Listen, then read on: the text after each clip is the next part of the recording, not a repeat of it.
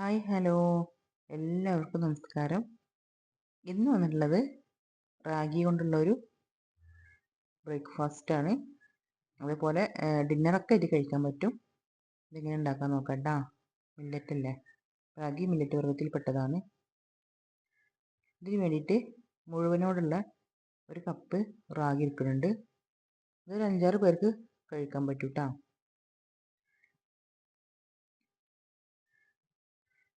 നല്ലതുപോലെ കഴുകണേ. നമ്മൾ കടയിൽ നിന്നൊക്കെ റാഗി പൊടി മേടിക്കുമ്പോൾ പ്രത്യേകം ശ്രദ്ധിക്കണം. കഴുകി ഉണക്കി പൊടിപ്പിച്ച് തന്നെയാണെന്നുള്ളത് ചോദിച്ച് മനസ്സിലാക്കുക. കണ്ടോ, ഇത്രയും അഴുക്കാണ് ഇതിലുള്ളത്. 3-4 വട്ടം കഴുകിയിട്ടുണ്ട്. നല്ലതുപോലെ നരിച്ചെടുത്തിട്ടുണ്ട്. അതിനുശേഷം ഇതൊന്ന് കുതിർത്താൻ വെക്കുകയാണ്. 1 കപ്പ് വെള്ളം ഒഴിച്ചിട്ട് ഇതൊന്ന് കുതിരട്ടെ. ഞാൻ രാത്രിയാണ് ഇത് കുതിർക്കാൻ വെച്ചിട്ടുള്ളത്, രാവിലെ എടുക്കുള്ളൂ കേട്ടോ.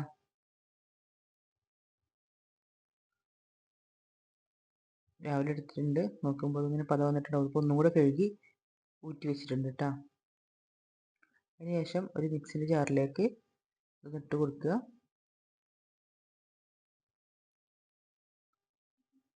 അതിനുശേഷം അതിലേക്ക് അരക്കാൻ ആവശ്യമുള്ള വെള്ളം ഒഴിച്ചിട്ട് നല്ല രീതിയിലൊന്ന് ഫൈനാക്കി അരച്ചെടുക്കുക. അതിനുശേഷം ഇത് അരിച്ചിട്ട് വേണം എടുക്കാൻ കേട്ടോ. അതിൻ്റെ ഉമ്മിയൊക്കെ ഒന്ന് കളയാനാണ്. അല്ല, ഇത് ഇങ്ങനെ തന്നെ ഇഷ്ടമുള്ളവർക്ക് ഇങ്ങനെ തന്നെ കഴിക്കാം കേട്ടോ,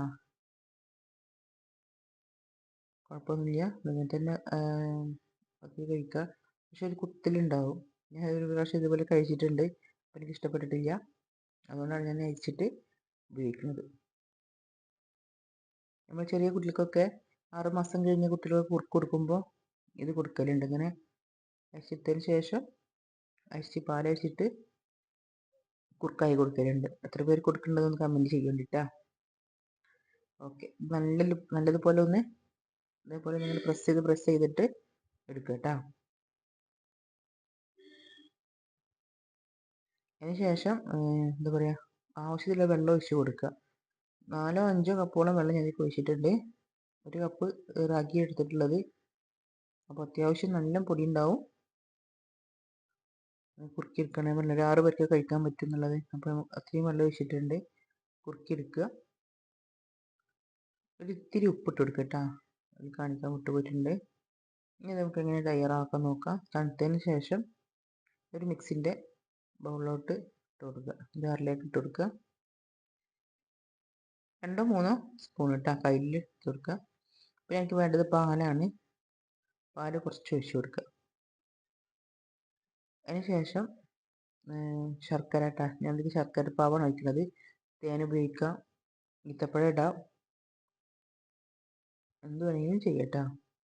ഇതിപ്പോൾ ശർക്കര ഉള്ളൂ, അതാണ് ഞാൻ യൂസ് ചെയ്യുന്നത്. നല്ലതുപോലെ ഒന്ന് മിക്സിയിൽ അടിച്ചെടുക്കുക കേട്ടോ.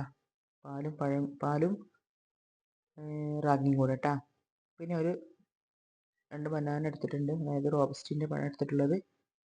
അത് നല്ലതുപോലെ ഒന്ന് ഉടച്ചിട്ട് ഇതിലേക്ക് ഒഴിച്ച് കൊടുക്കുക. നമ്മൾ ആ മിക്സ് ഉണ്ടല്ലോ, അതിനകത്ത് റാഗിയിട്ട് അടിച്ച ഇതിലേക്ക് ഒഴിച്ച് കൊടുക്കുക കേട്ടോ. ഇതിലേക്ക് ഒഴിച്ച് നല്ലതുപോലെ ഒന്ന് മിക്സ് ചെയ്യുക. ഇങ്ങനെയും കഴിക്കാം. ഇനി വേറെ രൂപം കൂടെ കാണിച്ചു തരാം. ഒന്ന് ക്ലാസ്സിലേക്ക് ഒഴിക്കട്ടെ. നല്ല ഹെൽത്തിയാണ് കേട്ടോ, നല്ല ടേസ്റ്റും ഉണ്ടാവും കഴിക്കാൻ. ഇനി വേണ്ടത് ഇതേപോലെ തന്നെ ഒന്നുകൂടി തയ്യാറാക്കാം. അതേപോലെ വേണ്ടത് ഇതേപോലെ തന്നെ എത്രയോ വേണ്ടിച്ചാൽ വേണ്ട ക്വാണ്ടിറ്റിയിൽ അതിട്ട് കൊടുക്കുക. പാലൊഴിച്ച് കൊടുക്കുക. ഇതിൽ തന്നെ എന്ത് ചെയ്യുക, പഴം ഇട്ട് കൊടുക്കുക. നല്ല പഴുത്ത റോബസ്റ്റ പഴം ഇരിക്കണം കേട്ടോ.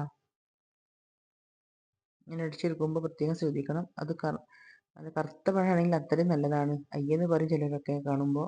അങ്ങനത്തെ പഴം ഇട്ടിട്ട് ഇങ്ങനത്തെ സ്മൂത്തി ഉണ്ടാക്കുകയാണെങ്കിൽ അടിപൊളിയായിരിക്കും. പ്രത്യേകിച്ച് മധുരമൊന്നും അപ്പോൾ ആഡ് ചെയ്യേണ്ട ആവശ്യമില്ല കേട്ടോ. അധികമൊന്നും ചെയ്യുന്നില്ല, ഇതേപോലെ തന്നെയാണ് കഴിക്കുകയാണ്.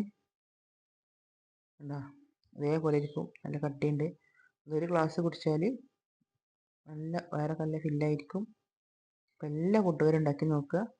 സബ്സ്ക്രൈബ് ചെയ്യണേ. Thank you.